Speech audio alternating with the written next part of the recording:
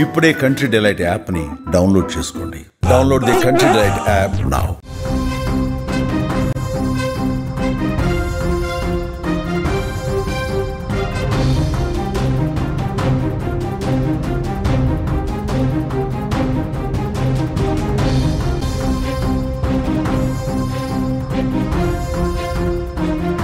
Japan మునిగిపోతుందా?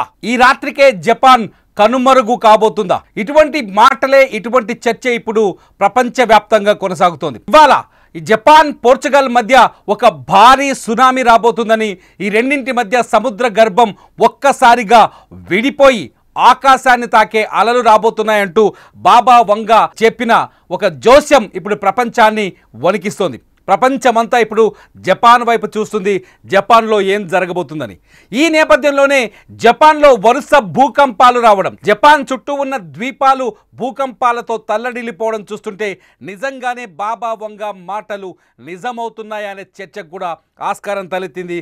తాజాగా కిరిషిమా పర్వత శ్రేణిలో ఒక అగ్ని పర్వతం పేలింది.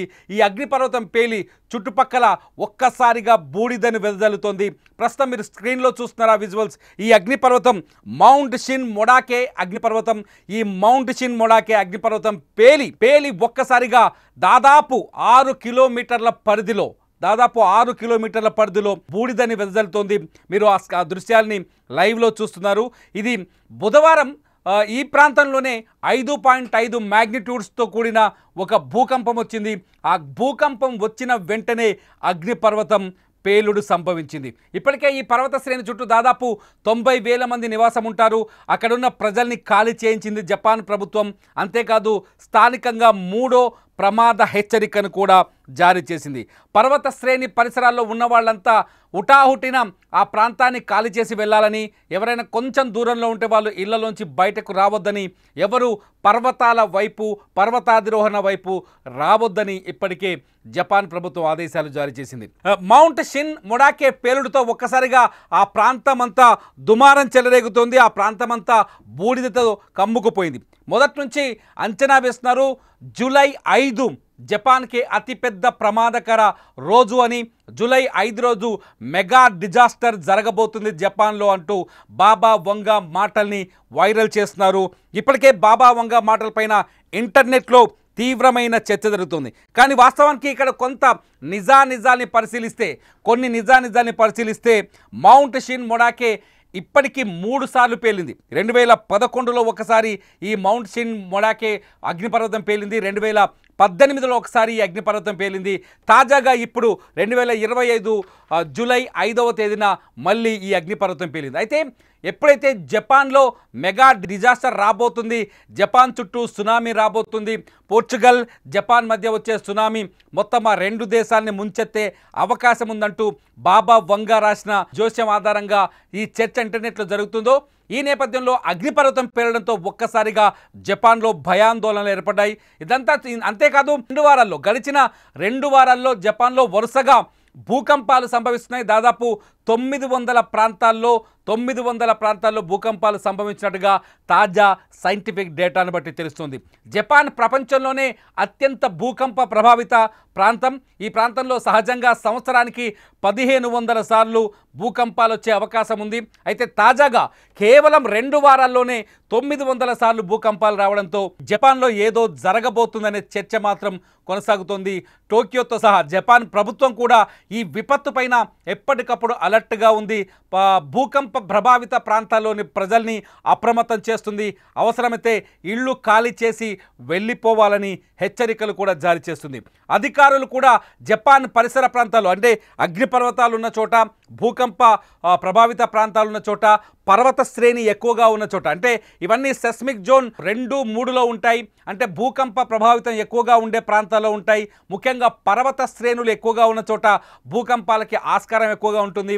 అలాగే సముద్ర తీరం వెంట కూడా భూకంపాలకి ఆస్కారం ఎక్కువగా ఉంటుంది. ఈ ప్రాంతాలని జాగ్రత్త అప్రమత్తం చేసింది జపాన్ ప్రభుత్వం. ఈ ప్రాంతాల్లో ఉండే ప్రజలు జాగ్రత్తగా ఉండాలని సూచనలు జారీ చేసింది. మీరు చూస్తున్నారు కిరిసిమా పర్వత శ్రేణిలోని ఒక అగ్నిపర్వతం. ఈ అగ్నిపర్వతం పేరు మౌంట్ షిన్ మొడాకే, ఈ మౌంట్ షిన్ మొడాకే అగ్నిపర్వతం పేలిన దృశ్యాల్ని. ఈ మౌంట్ షిన్ మొడాకే అగ్నిపర్వతం ఇప్పుడు అక్కడ బీభత్సాన్ని సృష్టిస్తోంది, అక్కడి ప్రజల్ని భయాందోళనకు గురి చేస్తుంది. బాబా వంగా మాటల్ని మళ్ళీ మళ్ళీ గుర్తు చేస్తుంది. 1999లో బాబా వంగా ఒక పుస్తకాన్ని రిలీజ్ చేశారు, ది ఫ్యూచర్ ఐసా అని చెప్పేసి. ది ఫ్యూచర్ ఐసాలో చాలా కీలకమైన అంశాలని బాబా వంగా ప్రస్తావించారు. ఆ అంశాలన్నీ దాదాపు నిజమవుతూనే వచ్చాయి. ఈ నేపథ్యంలోనే బాబా వంగా మాటలు ఈసారి కూడా నిజం కాబోతున్నాయనే సందేహం, అంటే అనుమానం, ఒక రకంగా చెప్పాలంటే భయం, అనుమానం కలుగుతుంది. బాబా వంగా చెప్పినట్టుగానే జూలై 5వ తేదీన ఈరోజు చాలా చోట్ల, జపాన్లో చాలా చోట్ల భూకంపాలు సంభవించడం, అగ్నిపర్వతాలు బద్దలవ్వటంతో ఒక్కసారిగా అక్కడి ప్రజలు కూడా ఊపిరి బిగబట్టుకొని బతుకుతున్నారు. ఏ క్షణం ఏం జరుగుతుందో అర్థం కాని సిచ్యువేషన్లో, టెన్షన్లో మునిగిపోయారు. ఒకసారి చూడాలి బాబా వంగా ఏమేం చెప్పారని ఒకసారి హిస్టరీకి వెళ్ళి చూస్తే, కరోనా గురించి 2019లో మొదలైన కరోనా ప్రపంచాన్ని దాదాపు 4 ఏళ్ల పాటు ప్రపంచాన్ని వణికించింది, లక్షల మంది ప్రాణాన్ని బలి తీసుకుంది. అయితే ఈ విపత్తు వస్తుందని ముందే బాబా వంగా 1999లో రాసిన పుస్తకంలోనే చాలా స్పష్టంగా పేర్కొంది. దీంతో ఈ కరోనా వస్తుందని ఆమె చెప్పిన మాటలు నిజమైనట్టుగా ఉంది. అంతేకాదు 20 ఏళ్ల ముందే ఈ విపత్తు గురించి ఆమె చెప్పారు. అట్లాగే తాజాగా 2011లో జపాన్ను వణికించిన భూకంపం గురించి కూడా బాబా వంగా ముందుగానే హెచ్చరించారు. 2011లో జపాన్లో వచ్చిన భూకంపం అక్కడ అణు కేంద్రాలని విధ్వంసం చేసింది, జపాన్కి తీవ్రమైన ఆర్థిక నష్టాన్ని, కష్టాన్ని కలిగించింది. అంతేకాదు ప్రిన్సెస్ డయానా మరణం గురించి కూడా బాబా వంగా ముందుగానే ప్రిడిక్ట్ చేశారు. ఆమె చెప్పిన సందర్భంలోనే ప్రిన్సెస్ డయానా కూడా చనిపోయారు. ఇలా బాబా వంగా మాటలు చాలా పాపులర్ అయ్యాయి. బాబా వంగా చెప్పిన జోస్యం చాలా వరకు నిజాలయ్యాయి. బాబా వంగా చెప్పినట్టుగానే జపాన్లో విధ్వంసాలు కూడా కనిపిస్తున్నాయి. తాజాగా మళ్ళీ బాబా వంగా జూలై 5, 2025లో ఊహించని విపత్తు జపాన్ని, పోర్చుగీస్ని సర్వనాశనం చేయబోతుందని ఆయన ఆ పుస్తకంలో పొందుపరిచారు. దీంతో బాబా వంగా మాటలు మళ్ళీ నిజం కాబోతున్నాయా? బాబా వంగా చెప్పిన మాటలు మళ్ళీ నిజమై జపాన్ విధ్వంసానికి గురి కాబోతుందనే ఆందోళన కొనసాగుతుంది. ఈ నేపథ్యంలో జపాన్లో కూడా వరుసగా సంఘటనలు జరుగుతున్నాయి. జపాన్లో వరుసగా గడిచిన 2 వారాలుగా వరుసగా భూకంపాలు సంభవిస్తున్నాయి. దాదాపు 900 సార్లు ఇప్పటికే జపాన్లో అనేక ద్వీప ప్రాంతాలు, అనేక ఐలాండ్స్ భూకంపాలతో అట్టుడికిపోయాయి. అనేక ప్రాంతాల్లో దాదాపు 900 సార్లు 2 వారాలు అంటే నిజంగానే భయపడాల్సిన అంశమని అక్కడి ప్రభుత్వం కూడా అంచనా వేస్తుంది. అధికారులు ఇప్పటికే జపాన్లో అప్రమత్తమయ్యారు.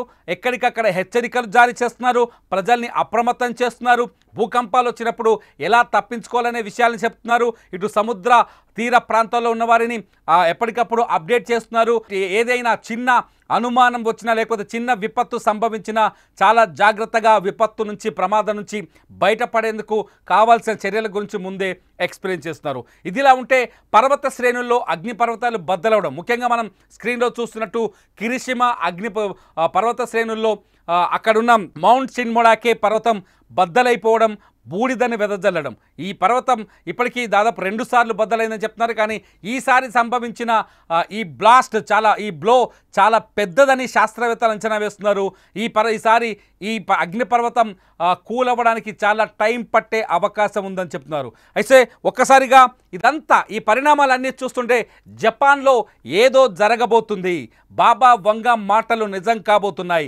బాబా వంగా చెప్పినట్టుగానే జపాన్ తీవ్రమైన విధ్వంసానికి, లేకపోతే ప్రకృతి విలయానికి గురి కాబోతుందనే చర్చ మాత్రం ప్రపంచవ్యాప్తంగా జరుగుతుంది. ఇప్పటికే ఈ చర్చపై ఇంటర్నెట్లో ఈ చర్చ వైరల్గా మారుతుంది. మరి మీరేమనుకుంటున్నారు? నిజంగానే జపాన్లో ప్రకృతి విధ్వంసం వచ్చే అవకాశం ఉందా? బాబా వంగా చెప్పిన మాటలకు అనుగుణంగానే అక్కడి పరిస్థితులు కనిపిస్తున్నాయా?